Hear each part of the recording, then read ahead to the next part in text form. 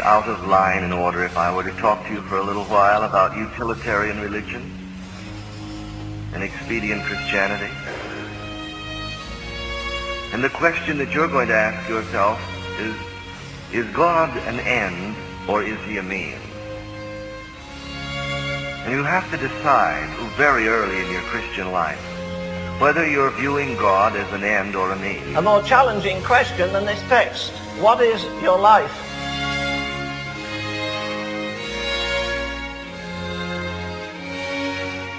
The philosophy of the day became humanism. And you can define humanism this way. Humanism is a philosophical statement that declares the end of all being is the happiness of man. The reason for existence is man's happiness. Now, according to humanism, salvation is simply a matter of getting all the happiness you can out of life.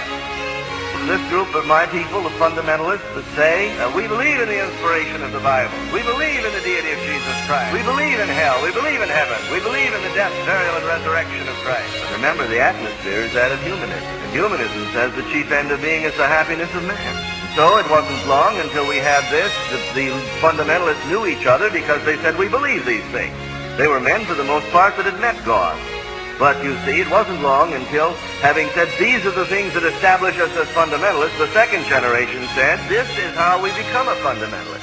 Believe in the inspiration of the Bible, believe in the deity of Christ, believe in his death, burial, and resurrection, and thereby become a fundamentalist. And so it wasn't long until it got to our generation, where the whole plan of salvation was to give intellectual assent to a few statements of doctrine. And a person was considered a Christian because he could say, at 4 or 5 places that he was asked to. And if he knew where to say, someone would pat him on the back, shake his hand, smile broadly, and say, brother, you're saved. At what cost? And so it had gotten down to the place where salvation was nothing more than an assent to a scheme or a formula.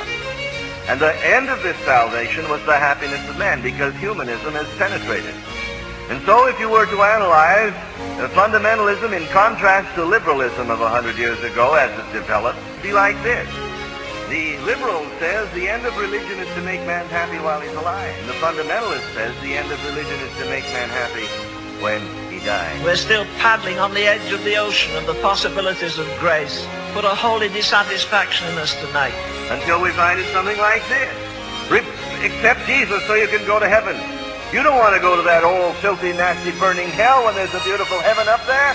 Now come to Jesus so that you can go to heaven. And the appeal could be as much to selfishness as a couple of men sitting in a coffee shop deciding they're going to rob a bank to get something for nothing. It becomes so subtle that it goes everywhere.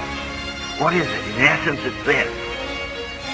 That this philosophical postulate that the end of all being is the happiness of man has been sort of covered over with evangelical terms and biblical doctrine until God reigns in heaven for the happiness of man. Jesus Christ was incarnate for the happiness of man. All the angels exist in the whole. Everything is for the happiness of man. And I submit to you that this is unchristian.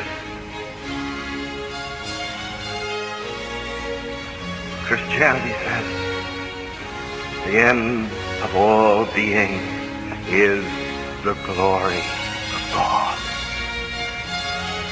Humanism says the end of all being is the happiness of man. This is the betrayal of the ages.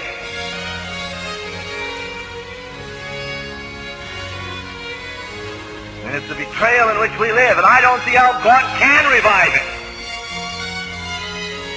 until we come back to Christianity.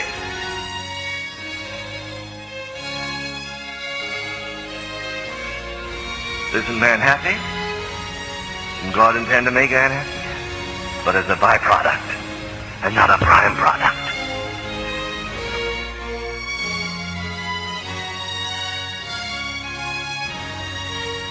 Now I ask you, what is the philosophy of mission? What is the philosophy of evangelism? What is the philosophy of a Christian? If you'll ask me why I went to Africa, I'll tell you I went primarily to improve on the justice of God. I didn't think it was right for anybody to go to hell without a chance to be saved. And so I went to give poor sinners a chance to go to heaven. Now, I hadn't put it in so many words, but if you'll analyze what I've just told you, do you know what it is? It's humanism. that I was simply using the provisions of Jesus Christ as a means to improve upon human conditions of suffering and misery. And when I got to Africa, I discovered that they weren't poor, ignorant little heathen running around in the woods looking for someone to tell them how to go to heaven. That they were monsters of iniquity that were living in utter and total defiance of far more knowledge of God than I ever dreamed they had. They deserved hell because they utterly refused to walk in the light of their conscience and the light of the law written upon their heart and the testimony of nature and the truth they knew. And when I found that out, I assure you, I was so angry with God that one occasion in prayer I told him that it was a mighty little thing he'd done, sending me out there to reach these people that were waiting to be told how to go to heaven. When I got there, I found out they knew about heaven, didn't want to go there. And that they were loved their sin and wanted to stay in it. I went out there motivated by humanism. I'd seen pictures of lepers. I'd seen pictures of ulcers. I'd seen pictures of native funerals. And I didn't want my fellow human beings to suffer in hell eternally after such a miserable existence on earth. But it was there in Africa that God began to tear through the overlay of this humanism. And it was that day in my bedroom with the door locked that I wrestled with God. For here I was coming to grips with the fact that the people that I thought were ignorant and wanted to know how to go to heaven and were saying, someone come and teach us, actually didn't want to take time to talk with me or anybody else. They had no interest in the Bible and no interest in Christ, and they loved their sin and wanted to continue in it. And I was to the place at that time where I felt the whole thing was a sham and a mockery, and I'd been sold a bill of goods.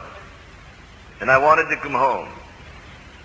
And there alone in my bedroom, as I faced God honestly with what my heart felt, it seemed to me I heard him say, yes, will not the judge of all the earth do right?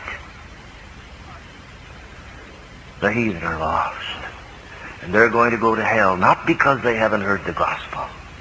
They're going to go to hell because they are sinners who love their sin. And because they deserve hell. But I didn't send you out there for them. I didn't send you out there for their sake. And I heard as clearly as I've ever heard, though it wasn't with physical voice, but it was the echo of truth of the ages finding its way into an open heart. I heard God say to my heart that day something like this: I didn't send you to Africa for the sake of the heathen. I sent you to Africa for my sake. They deserved hell, but I loved them, and I endured the agonies of hell for them. I didn't send you out there for them. I sent you out there for me. Do I not deserve the reward of my suffering? Don't I deserve those for whom I died? And it reversed it all, and changed it all, and righted it all. And I wasn't any longer working for Micah and 10 shekels in a shire, but I was serving the living God.